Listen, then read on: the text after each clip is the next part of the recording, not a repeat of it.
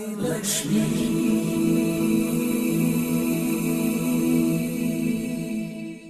श्री धनलक्ष्मी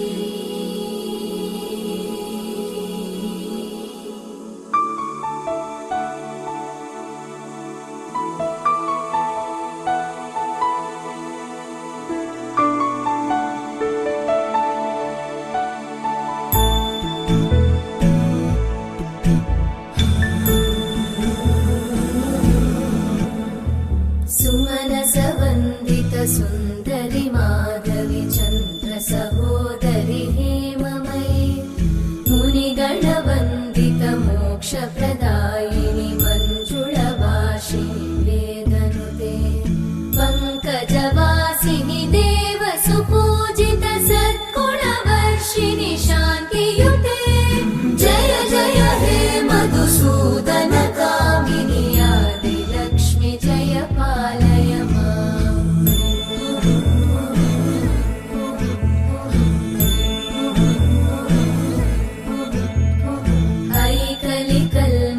नाशिनि कामिनि वैदिकरूपिणि वेदमये क्षीरसमुद्भव मङ्गलरूपिणि मन्त्रनिवासिनि मन्त्रनुते मङ्गलदायिनि अम्बुजवासिनि देवगणाश्रितपादयुते जय जय हे मधुसूदन कामिनि धान्यलक्ष्मि जय पालय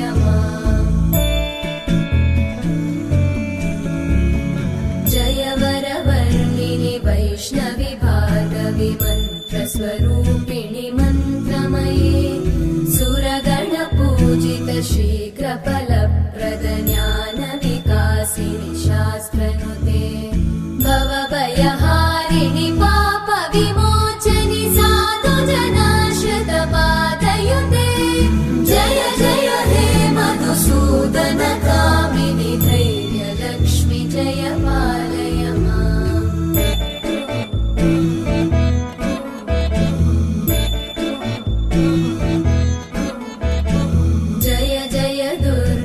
नाशिनि कामिनि सर्वफलप्रदशास्त्रमये रथगजतुरगपदादि समानुत परिजनमण्डित लोकनुते हरिहर ब्रह्म सुपूजित सेवित तापनिवारिणि पादयुते जय जय हे मधुसूदन कामिनि श्रीगजलक्ष्मी पालय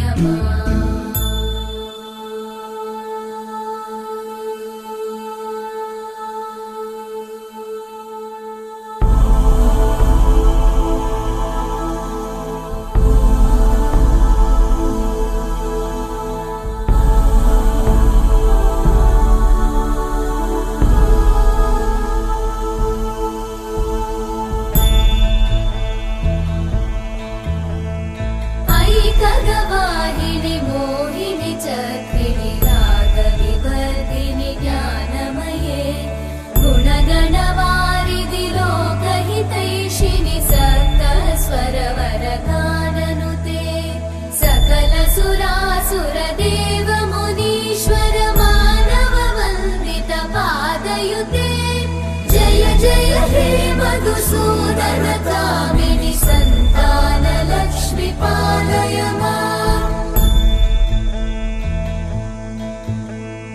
जय कमलासनि सद्गतिदायिनि ज्ञानविकासिनि गानमये अनुदिनमर्चित कुङ्कुमधूसर भूषित वासित वाद्यनुते कनकधरा स्तुति वैभव वन्दित शङ्कर देशिक मान्यपते जय जय हे मधुसूदन कामिनि विजयलक्ष्मि जय पालय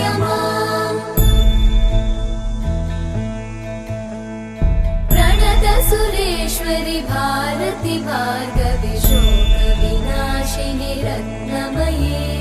मणिमय भूषित कर्ण विभूषण शान्ति समावृत हास्यमुखे नवनिधिदायिनि कलिमलहारिणि काम्यफलप्रद मधुसूदन कामिनि विद्या लक्ष्मी पालय माम्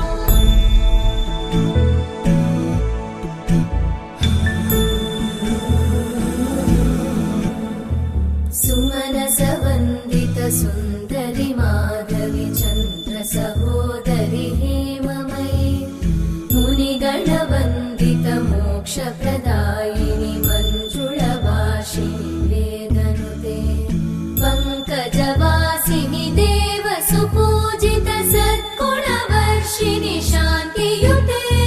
जय जय हे मधुसूदन कामिनि आदिलक्ष्मि जय पालय माम्